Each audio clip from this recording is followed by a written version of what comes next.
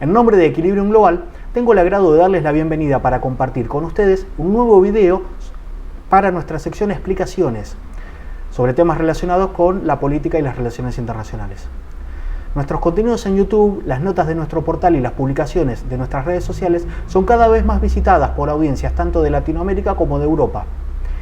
Pero este video para los argentinos tiene que representar un especial interés. Debemos prestarle muchísima atención al tema, pues vamos a hablar sobre el Peñón de Gibraltar, que es un territorio reivindicado por España, pero en posesión efectiva del Reino Unido.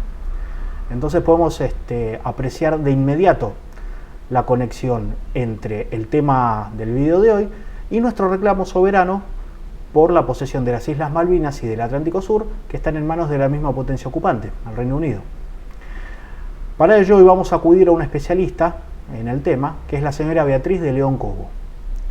La señora de León Cobo tiene un máster en Defensa, Seguridad y Gestión de Crisis en el IRIS, el Institut de Relations Internationales et Stratégiques de París. Hoy le vamos a proponer acceder a una contextualización geopolítica e histórica acerca del territorio del Peñón de Gibraltar e imaginarnos qué perspectiva tiene el mismo en estos tiempos post-Brexit. Pero antes de compartir esta excelente explicación y este excelente análisis, los quería invitar a una acción muy sencilla. Suscribirse a nuestro canal YouTube haciendo clic en el botón que está aquí abajo. Es una acción muy sencilla, pero que desde nuestra organización valoramos mucho como gesto de adhesión.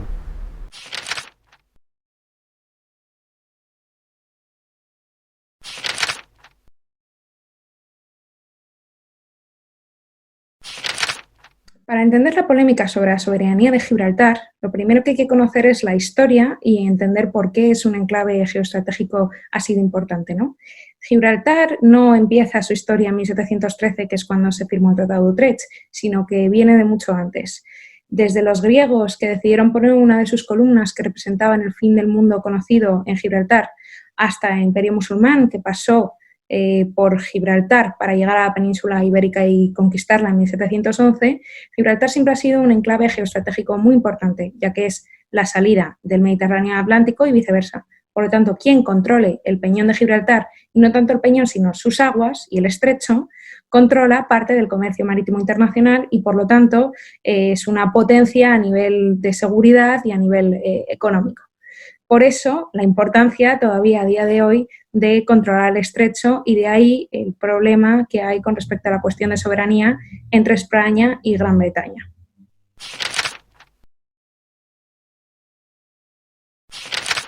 Aparte de la importancia geoestratégica que pudiese tener Gibraltar, Gibraltar también es importante para los españoles desde un punto de vista histórico. Como ya he mencionado, las tropas musulmanas entraron por Gibraltar para conquistar la península ibérica, lo que después denominarían Al-Ándalus, y también será Gibraltar uno de los lugares en los que se desarrollarán de las últimas batallas de la Reconquista. De hecho, Alfonso XI perdió la vida por la peste negra en Gibraltar tras haber reconquistado el Peñón. Entonces, bueno, pues también tiene cierta simbología histórica para los españoles.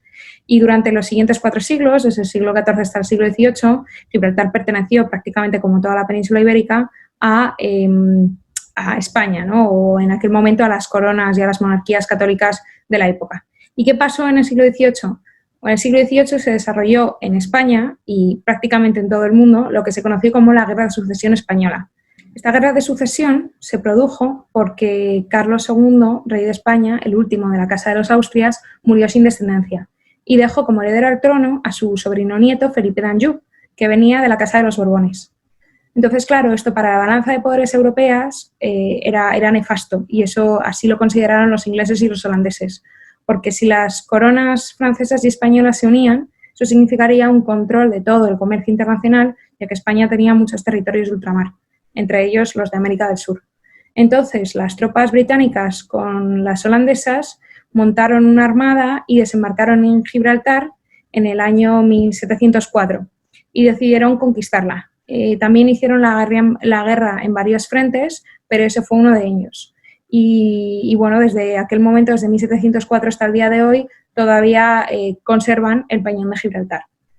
En 1713 se firmó entre Ana de Estuardo, de la Casa Británica, y Felipe V, ahora ya rey de España, de la Casa de los Borbones, un tratado que se conoce como el Tratado de Utrecht. Este tratado, que lo podéis ver ahora mismo en pantalla, incluye una cláusula en la que se especifica que la Corona de España cede la propiedad, que no la soberanía, a la Corona británica del Peñón de Gibraltar. Poco después de este tratado, España intentó reconquistar el Peñón un par de veces durante el siglo XVIII hasta que finalmente se decidió que, bueno, que se iba a permitir que los ingleses tuviesen el Peñón como territorio secuestrado, y así lo vería el rey en algunas de sus cartas y de sus leyes. Y bueno, entonces se conformaría como una especie de frontera en la que habría una zona neutral que no sería ni de España ni británica, y después de esa zona neutral pasaría a ser parte de la corona británica, ese territorio. Y bueno, durante el siglo XIX ocurrieron en 2 ocasiones 2 pandemias de fiebre amarilla que hicieron que los ingleses pidiesen permiso a las autoridades españolas para poner las tiendas de campaña y los campamentos en los que iban a meter a las personas que estuviesen en cuarentena en el territorio neutral. Y el gobierno español en las 2 ocasiones dijo que no había ningún problema, que por supuesto que entendían que esto era una cuestión excepcional por la pandemia. Bueno, pues debido a, por decirlo de alguna manera más divertida, la bondad del gobierno español, Gibraltar aprovechó para cada vez que ocurría una de estas pandemias y que levantaba uno de estos campamentos, para ir moviendo poco a poco la frontera entre lo que estaba reconocido por el Tratado de Utrecht y lo que ahora mismo se considera Gibraltar. Y bueno, pues esto fue así hasta 1908, donde ya Gibraltar directamente decidió poner una verja no ofensiva, pero que significase la delimitación entre España y Gibraltar. Claro, ahí España ya dijo, pero esto no es lo que acordamos en el Tratado de Gibraltar, el Tratado de Utrecht. De hecho, esto es bastante más que os habéis ido quedando por causa de vuestras pandemias, pero vamos, que en principio esas no son vuestras fronteras.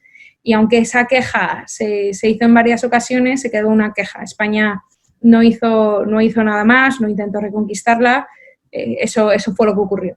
Y como llegaron la Primera y la Segunda Guerra Mundial y la Guerra Civil Española, pues en aquellos momentos se decidió no cuestionar más. Gibraltar hizo en territorio ocupado un aeropuerto que sigue funcionando hasta el día de hoy, y prácticamente se mantuvo la frontera como está hasta hoy en día, hasta que en la época de Franco decidió que una de las partes más importantes de su política exterior iba a ser recuperar la soberanía de Gibraltar. Entonces reclamó ante Naciones Unidas el hecho de que eso era un territorio de ultramar colonizado por los ingleses y que por lo tanto debería volver a ser parte del territorio español. Las Naciones Unidas han dado la razón a España desde los años 60, pero aún así Gran Bretaña piensa que independientemente de lo que piensen las Naciones Unidas, Gibraltar debe seguir siendo inglés, y lo justifican por el hecho de que en el Tratado de Utrecht se concedió así y que, que hay otros territorios autónomos que deben ser descolonizados y que no son descolonizados.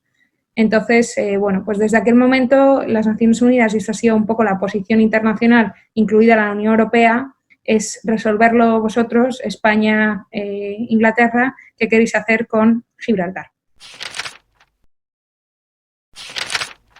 En 1973, Gibraltar entra, como entró Reino Unido un año antes, a la Unión Europea, pero entra como territorio especial.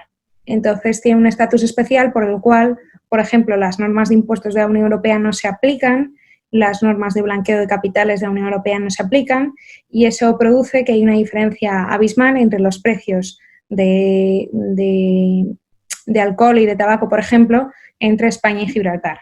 Por lo tanto, desde los 80 hasta el día de hoy, Gibraltar ha sido considerado por los españoles y en ocasiones por la comunidad internacional como un paraíso fiscal, en el que, debido al estatus especial de impuestos, es mucho más barato montar una empresa en Gibraltar que montarla en España. Y eso para la economía española ha sido bastante problemático. Por otro lado, Gibraltar también es uno de los territorios más ricos per cápita. porque hay relativamente un número pequeño de personas y genera una riqueza muy grande, porque al final hay muchas empresas que bien no trabajan en Gibraltar, pero que tienen su sede ahí.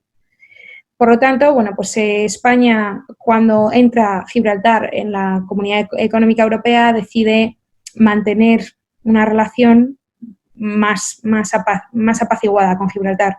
No tanto como la que tuvo Franco, que cerró la verja y utilizó una especie de approach más conflictivo, pero los gobiernos españoles deciden que, considerando que España también quiere entrar a la OTAN y que considerando que Gibraltar es parte de la Comunidad Económica Europea, pues tener un approach más diplomático a la hora de gestionar Gibraltar.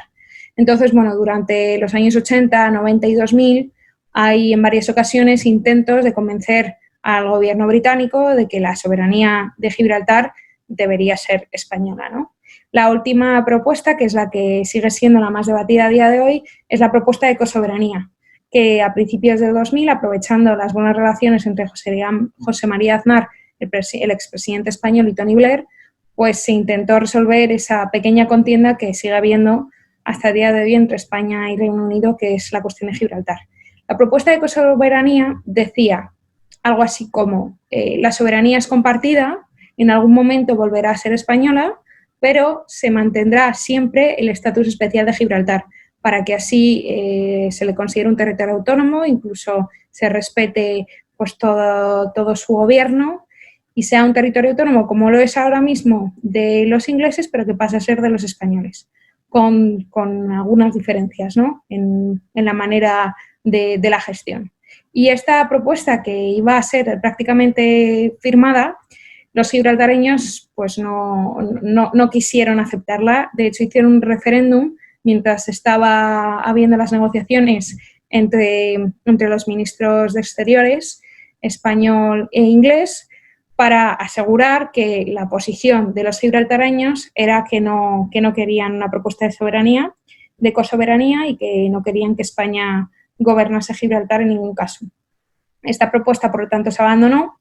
Durante la década de los 2000 y 2010 hemos tenido varios incidentes con Gibraltar, sobre todo relacionado con la pesca, pero también con la seguridad, ya que como Gibraltar no respeta las aguas territoriales españolas, pescan allí y, por lo tanto, bueno, pues los pescadores españoles han tenido varios enfrentamientos con los pescadores gibraltareños.